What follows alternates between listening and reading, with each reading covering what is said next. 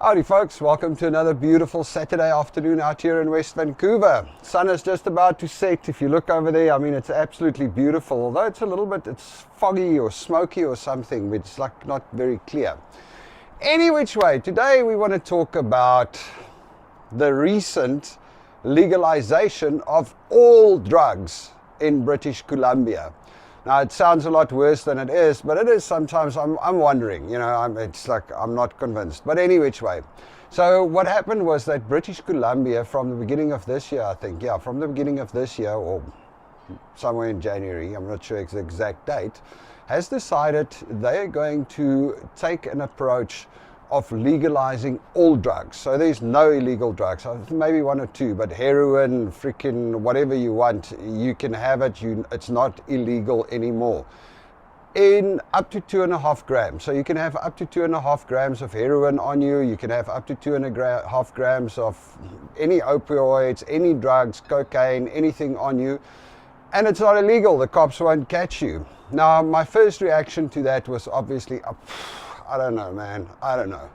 Doesn't make any sense. But, we grew up with the war on drugs, and, there's all these new things saying that was cause of the problems and blah, blah, blah, all of that. But anyway, so I went and had a look at it a little bit, and to be quite frank, the legalization is just the last kind of, what did the one guy say? It's just a political ploy, because at the end of the day, the cops already, they didn't lock you up if you're a user and you walk around with a few grams of coke. If they catch you, they will give you a warning, take your coke and let you go, but they won't lock you up anyway. So for years they haven't been doing that. I mean, the whole idea is not to lock up the end users.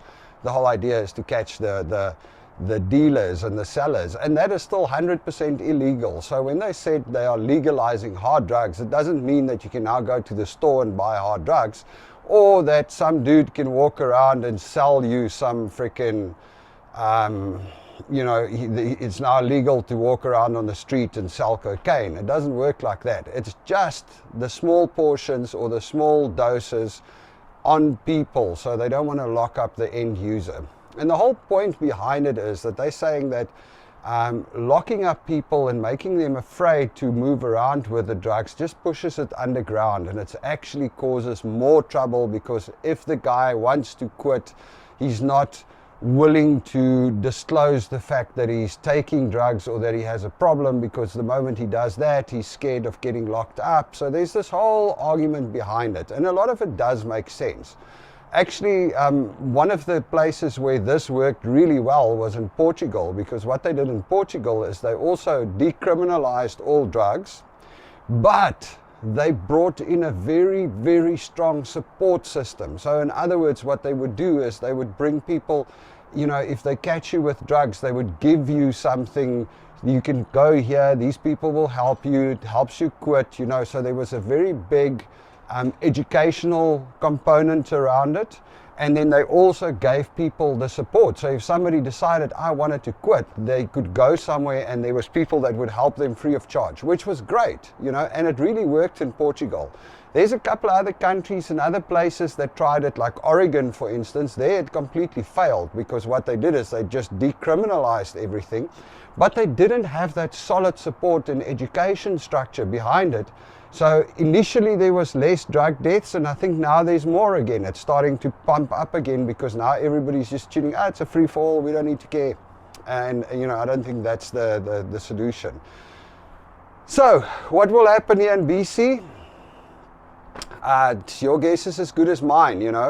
I really do hope that the Canadian healthcare system will get some solid support backing this decision, so that they can really help out people with drug problems. And from what I've seen so far, I know there's lots of complaints about the Canadian healthcare system, and there's lots of stories about that it's slow and that it's falling apart. But the one thing that I can say about Canada is that Canadians seem to care, and they seem to be, they do have these programs and things to help people with problems and with addictions. And I guess, let's hold thumbs that they get it right, because otherwise, I don't know.